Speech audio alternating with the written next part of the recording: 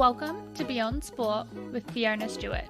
In this podcast, I chat to athletes, coaches, and industry professionals about their sporting journey and the lessons they've learned along the way. Guests range from Olympians to the everyday lover of sport, but the message stays the same.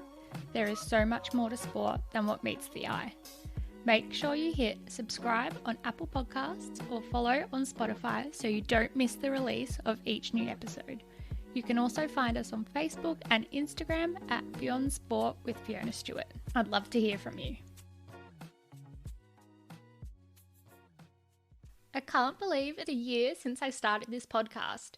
It's been an absolute pleasure to share the journeys and lessons that each one of our incredible guests have had through sport. I am beyond grateful to each one of you who tune in week after week. It's been amazing to connect with you over Instagram and see the community grow. To celebrate the lead up of the podcast turning 1, there's a special giveaway running this month, September 2021. We are giving away a limited edition Beyond Sport with Fiona Stewart mug so that you can enjoy your cup of coffee or tea whilst you listen to the podcast.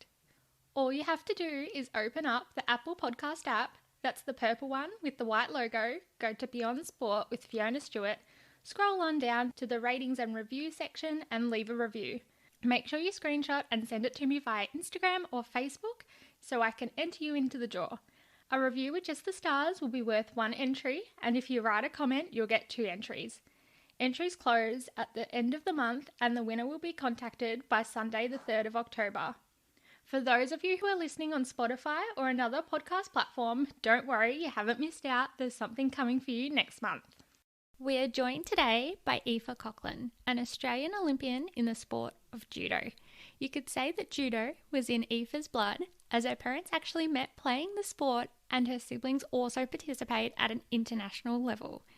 In this chat, we talk about her introduction to Judo and her background in a lot of other sports, the highs and lows of being involved in sport and how that's helped her grow as a person, as well as her balanced perspective as athlete, coach, and sport and exercise student.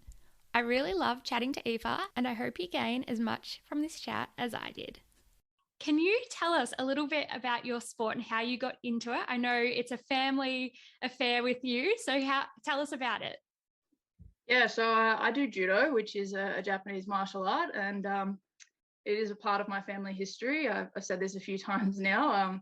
My parents actually met doing Judo in the university in Ireland. When they moved to Australia, they were lucky enough to move to a town that was pretty close to a judo club in the country. Put my older brother into it, and then my other older brother into it, and I followed them because they were my heroes when I was a young kid. So I followed everything they did, every sport they did, I copied. And then my sister followed us when she was old enough. I think we were maybe 4 or 5 when we all started. So it's been a long time in the sport, and it's something I'm very grateful to share with them. Yeah, oh, that's so awesome. What part of Ireland were they from? Because my parents are both Irish. Oh, really? They're both from Dublin. Oh, yeah. Your parents? Belfast. Belfast. Yeah. Nice. Dublin's the north still, isn't it? It's down in the south a little bit more, I'm pretty sure. My geography's not great, I'm going to be really honest. It's not something I did in high school very long. I only did 1 year of geography. So here's two kids with Irish parents, and we're like, we don't know what part of Ireland we're from. Yeah, I know I'm from Dublin, and that's the main one, and that's what I tell people. well, it's cool that they met playing Judo, and then obviously they came down to Australia and you've watched your brothers play it. Like, was there a moment that you were like, once you got over the fact that your brothers were your heroes, that this sport was for you? So I've done a lot of sport. I've played hockey, swimming, AFL when I was younger, a bit of little athletics as well. So I got a wider range of experiences with that. And one time that stands out for me is probably when I was maybe 8 to 10, I met Maria Peckley, who is the last person to medal at the Olympics for Australia in Judo. And she got a bronze medal in Sydney in 2000. And meeting her and at a local competition in Victoria, like, this is this great Olympian medalist. What is she doing here? That kind of that's when I went, that's what I want to do. I didn't know whether I wanted to do it in Judo or another sport, but I knew I wanted to be an Olympian. And any chance I got when in primary school, you know how you do all those projects on Olympians, it was Yeah. her or it was Kathy Freeman, and it just went, that's it, that's me, I want to do that. And when I was maybe 16, 17, that's when I knew I wanted it to be judo. Oh, that's incredible. And it's cool that, sitting here back from your first Olympics and you've done it. Like, how does that feel? Yeah, it's pretty crazy. I haven't quite managed to figure out the right words for it yet. It's the realization of a childhood dream, being the second person in my family to do it. My brother was a Rio Olympian. I have no words to describe it really. It's pretty it's crazy, especially in this situation with COVID as well, like not knowing whether it was going to go ahead or not, and finally being there and being able to do it and to be able to call myself an Olympian is very special. It certainly is special. And go back to when you were 16 and you knew that you wanted to try and make that sport judo. What was it about judo that you really kind of felt drawn to? So apart from the family side of it, of that giving me a little bit of an extra push to this is your sport, judo is every fight is a different puzzle, and I'm really into puzzles. I like word puzzles and number puzzles and jigsaw puzzles, but every fight's different. Every opponent has a different strategy, tactic to try and to beat them, and I like to figure that out. And it's always challenging and never going to get the same situation every time. So I just like the different aspects of that and challenging yourself to be better every time. Yeah, cool. I like that. I guess it's different to something predictable like swimming where, well, you kind of know how many strokes you get take in a lap and the time that you're aiming for. So yeah, I guess that is really awesome. Yeah, I mean, with swimming, you're the challenge to yourself. Like obviously you can see the people in the lanes next to you and gauge off of that as well, but you know what time you can do. Mm-hmm. That's what you're trying to beat. Whereas in judo, you've got another person who's physically on the other side of the mat trying to stop you from doing what you want to do. And it's so different and challenging to try and fix that and to get over on top of them. Yeah. And you mentioned that your whole family does it. Has there been some interesting fights in your household? Yeah, we definitely got in a lot of trouble when we were younger for roughhousing. If it was on the mat, it was fine as long as it was within the rules. But at home, we did get in a little bit of trouble, and mum and dad weren't all that happy with us. You could almost see like a parenting strategy come out of that and go, okay, well, we'll just get a mat, and any disagreement, just get on the mat, kids, sort it out. Yeah, we definitely had to sort a few things out. There were a few holes in the walls when we were younger that the mum and dad weren't too happy about. Oh dear. So you're just back from the Olympics, but I want to kind of throw back a little bit further. So has there been any like significant milestones along your journey? Actually, in 2014, I graduated high school in 2013, and I started uni in 2014. And about January or February of that year, I lost all passion for competing. So I still liked to train. I still liked judo, obviously, but I just didn't want to compete anymore. I had a lot of anxiety around it, and it just wasn't something I wanted to do. So for about 6 months, my coach said, all right, just train like you're going to compete, but you're not going to compete. And we'll see if doing that and seeing your family and your friends and teammates competing will kind of ignite that spark again. About halfway through 2014, I was like, yeah, no, I'm missing out on a lot, and this is great. I got that passion back for competing, and I haven't looked back since then, but that was a big moment for me. Yeah.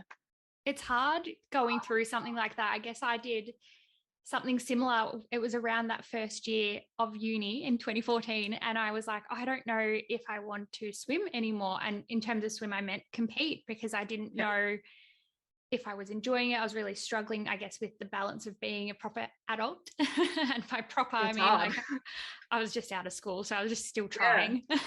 Yeah, it's hard to be a proper adult. I'm still trying, still haven't got it down.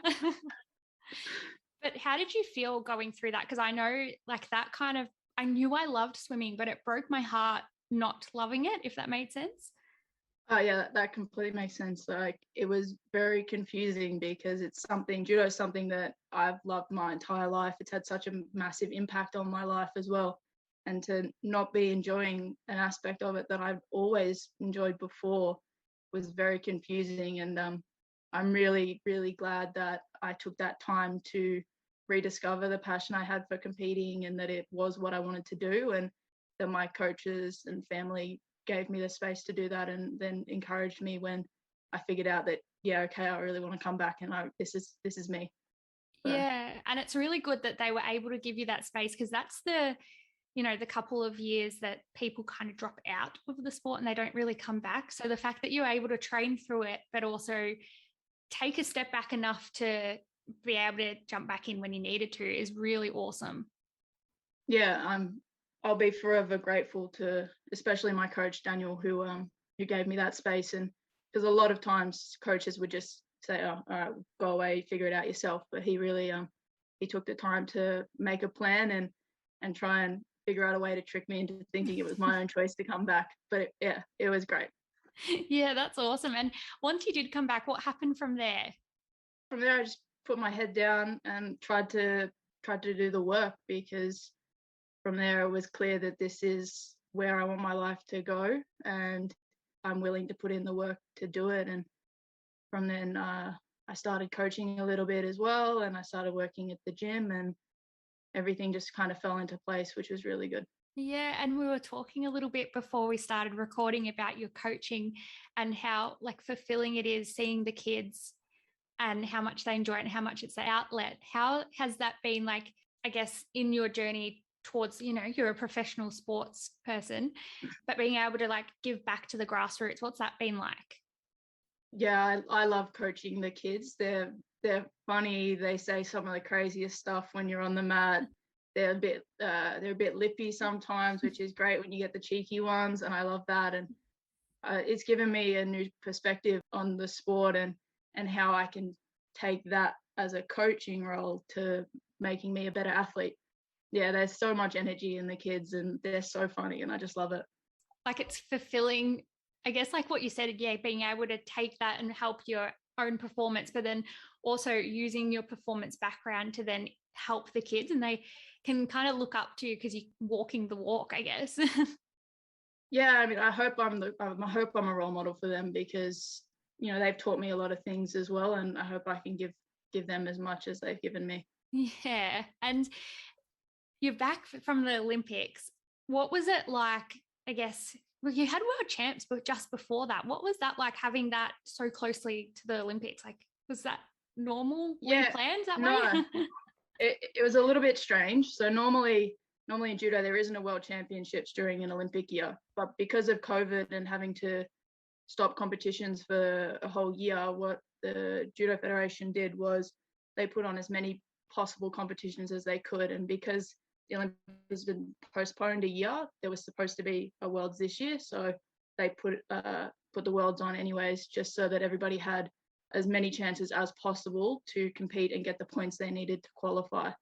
So that was about 5 or 6 weeks before the Olympics, I think, and I managed to do pretty well there. I got a 7th place, which is the best I've done at a Worlds ever, which was pretty exciting. And that competition was what cemented my direct qualification to Tokyo, and that was the goal from the beginning of qualification. So it was pretty special, and it was an exciting time. It was very emotional as well, because it was the last qualifying event, so there were a few of us from the team who didn't manage to qualify. So it was a big test of managing emotions and along the week, because it ran for a week. So yeah.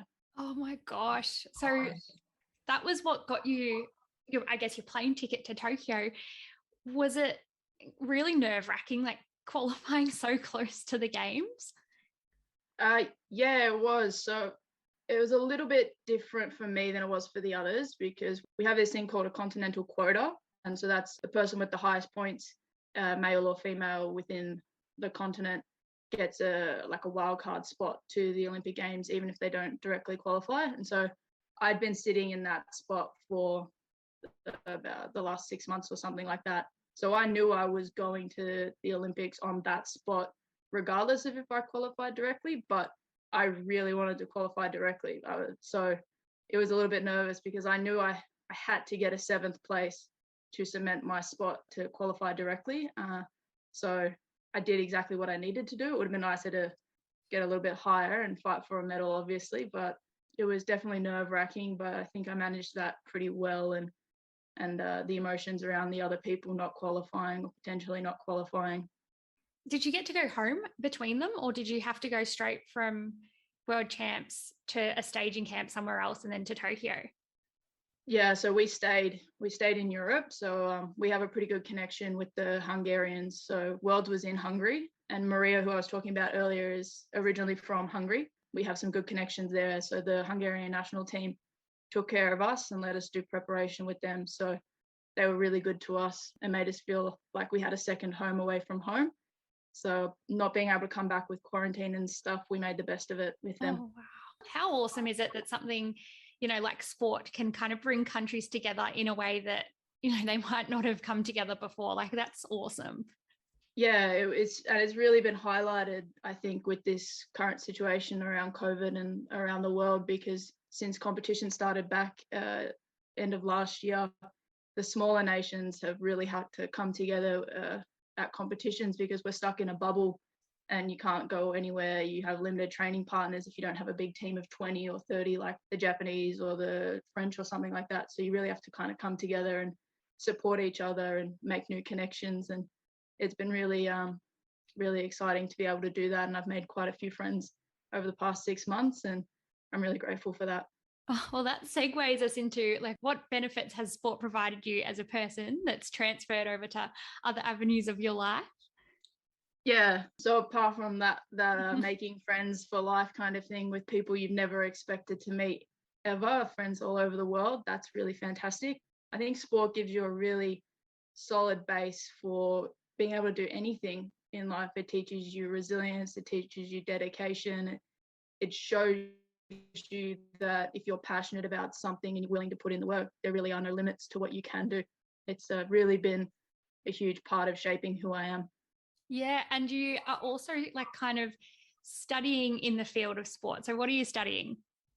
I'm currently studying an exercise science degree focusing on clinical practice. I've previously completed a double degree of exercise science and sport and rec management.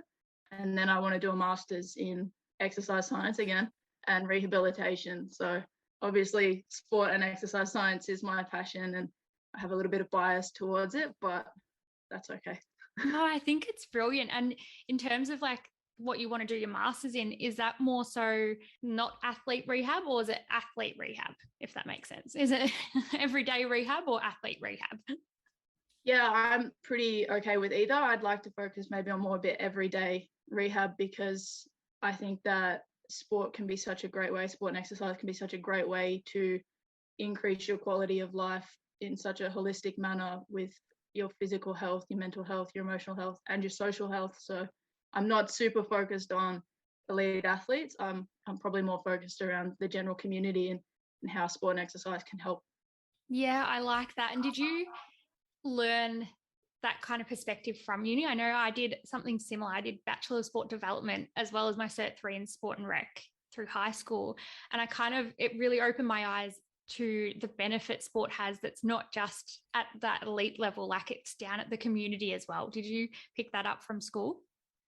Yeah, I think it definitely clarified that. Like you get hints of it doing sport yourself and going to the grassroots competitions and seeing how people of all shapes, ages, and sizes are interacting together in such a fun and exciting way. And I think the school just kind of gives you that clinical side of it, of this is why it actually is there. Here's the science to back that up. So you know it's there, but here's the science, and this is why it feels like this. Here's 10 journal articles to read Yeah. to explain why that people are motivated through sport. Yeah. Yes, definitely. It's kind of like confirms what you've been feeling and thinking and experiencing, and Yeah. gives it a scientific backing. Yeah. And it should go, okay, here you go, proof, we're good. That's Yeah. the kind of thing it is. And it's being on both sides, coach, athlete, and exercise science student, you get a broad range of views and ideas, and being able to bring all of that together, I think will really help me with what I want to do and putting back into the community.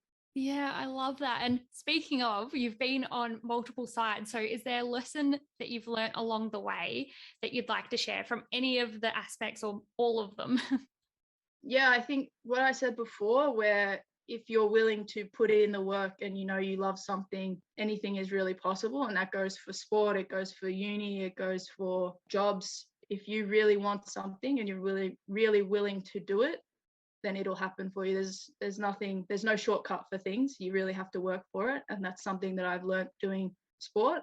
Physical activity in sport can have such an amazing impact on your life by just doing the smallest amount of it. And it's all aspects of your life. So it is really something that I would encourage everybody to do.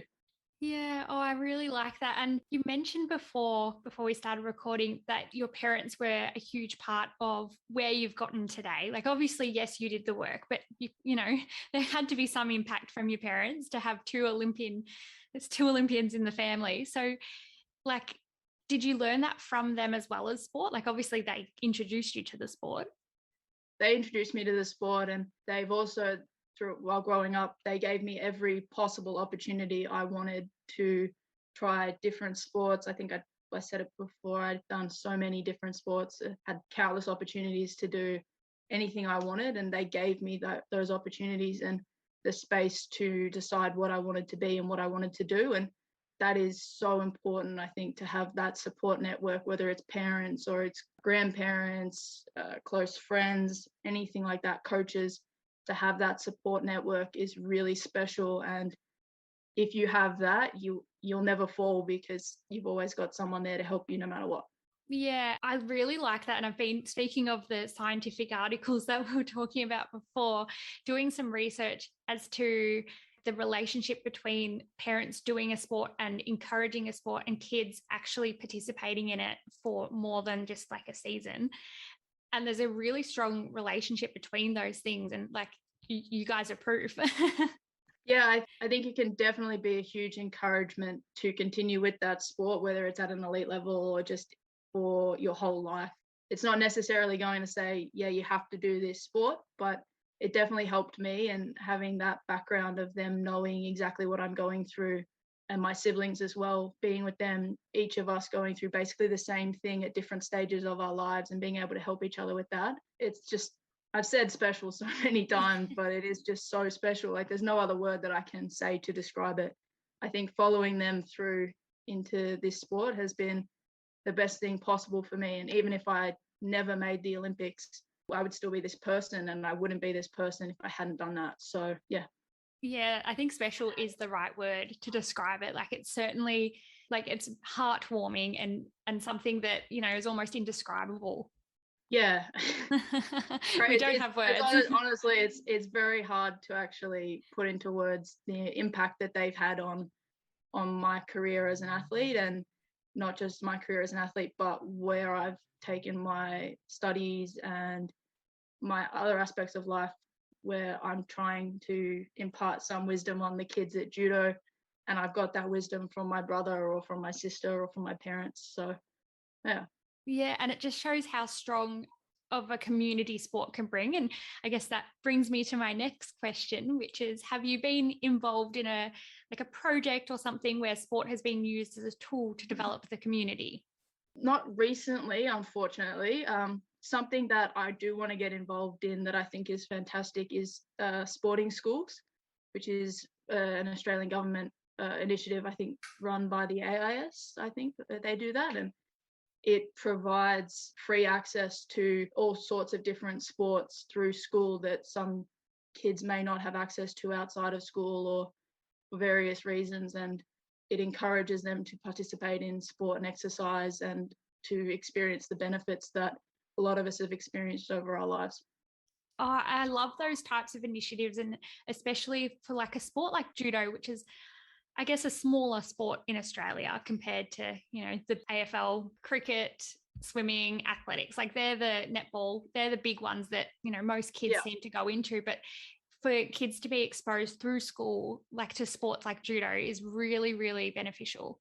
It's a great opportunity with a minority sport to be able to expose people and kids to something that they may not necessarily have thought of as something they'd want to do. Mm-hmm. But and outside of that, judo gives you such a strong base in athletic fundamentals that will help in other sports as well. Like when I was doing AFL when I was younger, or hockey, if I tripped over or anything, I knew to roll and get back up straight away. I wasn't afraid to tackle and get in and get the ball. My balance was a lot better. So it gives you a lot of fundamentals as well and basics training that will really help in your future with other sports as well. So it's great to be able to teach kids how to fall properly without hurting themselves. Oh, I feel like I would have benefited from doing some judo. I broke my arm from falling as an adult. Yeah. So I feel like maybe I should have done some judo as a Learning to fall is definitely something that I'd encourage everybody to do. It will save you a lot of pain. Or broken bones in my case. Broken bones, head pains, all sorts of things. Oh, that's funny. So I guess the next question, you've seen the impact that the last 18 months has had on sport. And this question comes from, I guess, all the uncertainty around it. But where do you see the future of sport? What direction do you see it going in? I would love to see a big push in grassroots sport, because the elite side of sport is such a small part of sport, and it is so fantastic to have that to aim to. And I think that has been seen over the past 4-6 weeks with the Paralympics and the Olympics, and how much that has given the Australian community with the lockdowns we've had, how much excitement and love and gratitude that's given everybody. It's obviously so special, elite sport, but grassroots sport for me is where it really should be at, and where there should be a big focus on, because it's going to have a massive impact on people's lives if they get involved in sport, whether it's organised sport, non-organised sport, or physical activity in any way. And I think that there should be a big push towards that. Yeah, I really like that answer. And I know in the public, like I think it was a few weeks ago when the figures for how much Australians get paid compared to other countries, we're stepping aside from the Paralympic and the Olympic athletes, just focusing on the Olympics, how much they got paid. And everyone was like, oh, why don't they get paid more? And I was thinking, well, I'd rather that funding, no offense to any Olympic medalists, but I'd like that funding to trickle down to the grassroots. Like I'd rather them get paid a little bit less, because they still get funded, but I'd rather, trickle down a little bit more towards the grassroots, because more people are going to feel a benefit from that. And I really like that, you're sitting here just back from the Olympics thinking something, that we want to see more focus on the grassroots. Yeah, I would agree with that. It is the grassroots, and giving the vast majority of people the opportunities to do that is far more important to me, at least, and some other athletes may not agree with me, but it is far more important to me than getting more money if I win a gold medal, because there's plenty of opportunities. Winning a gold medal gives you so many opportunities for sponsorships and all sorts of things where you can get a bigger income than just getting the funding from the Australian government, when it can go to other places that a lot of people are going to benefit from. Yeah, I know I set Paralympics aside for a second, but I really do like that in the last week that they now are getting the equivalent of what the Olympians are getting. And I think that is super important. Don't get me wrong with that. No, 100%. But I don't think they need to be paid millions of dollars for a gold medal, when that could go into developing a community outreach program that's going to help thousands of people. Yeah, especially when there are so many people that don't have the same opportunities. So I would agree with you, yeah. Yeah, oh, I love that. Just jumping in here, as since recording, some new information has come to light. The Australian Olympic Committee has said that retiring athletes will not receive the medal bonus if they are planning on not continuing with the sport. Also clarifying that each athlete gets one payment from the AOC, but that does not exclude their sports national body from giving them other cash bonuses. It's good to see that in team sports, that the payment is for each member of the team, and if there are members that race in a heat, they are also rewarded for their efforts. I also want to stress that this type of payment is not just for the Olympics. It's actually called the Medal Incentive Program and happens every year for the benchmark event. So in terms of the funding, that's what's happening with the National Olympic Committee. Depending on the sport, there's other funding opportunities for athletes provided at the discretion of their national sporting organisation. For example, swimmers, Swimming Australia, as well as sponsorship opportunities. You can go back and listen to the Olympic Debrief with Brooke Stratton if you want to hear from an athlete how they make money from the sport. With regards to the Paralympic medal awards discussed, athletes will still receive a payment regardless of their retirement, which I think is great considering they've missed out on a reward for so many years. Someone like Ellie Cole, Australia's most decorated female Paralympian of all time, doesn't deserve to miss out when she spent 16 years representing our country. Anyway, that's enough of my interruption. I just wanted to provide some important context. What's next for you? Like, where I know you're out of hotel quarantine now, so what's next in your coming years? Yeah, so for the rest of this year, I'm taking a little break from competing. Obviously, it's very hard to travel interstate even than it is to travel internationally as well. So a little bit of a break from competition, and I'll start back again at the start of next year. And Birmingham is the next thing on my list of big competitions to do. And after that, straight after Birmingham, Paris qualifications start again with that postponement of the Tokyo Games. It's come around very quickly. So then that's Paris is next on the list, and we'll work very hard towards that. And I'll finish my uni degree, hopefully within the next year or so, and try and fit a master's in around there somewhere. Well, it sounds very busy and very full. And I know you said you'll take a step back from competing, but you've got 2 competitors living in your house already. So like you can compete as to who's going to vacuum the floor this week. It's very competitive in this house. I've got my brother and sister, both their partners are athletes as well. So there's 5 of us in here that are quite competitive. So there's a lot of competitions that go around to keep us all entertained. I'm going to look forward to seeing not just the professional sport, but also the family competitions as well. Yeah, we try not to do too many family competitions because sometimes they can be a little bit above and beyond what you should do. You know, the occasional banter over a board game or something like that is not too bad. Oh, we can't even play board games in my house. Yeah, we've kind of gotten to the stage where it's like, if you're going to yell, you're going to yell. So let's just play the game and have some fun. And if there's some loud noises, there's some loud noises. Oh, that seems like a good attitude to have. Well, thank you so much for coming on today. I really, really appreciate your time and being able to share, your perspective and a sport that we haven't heard from before. No problem. Thank you so much for having me. It's been a pleasure to talk to you and to get to have a chat. Thank you for listening to this episode of Beyond Sport with Fiona Stewart. This is a completely independent podcast that has been created to share the journey and lessons of top-level sporting professionals, but also your everyday lover of sport. If you liked this podcast, I'd really appreciate if you could leave a review and share it with someone who you think would also enjoy it. Until next time.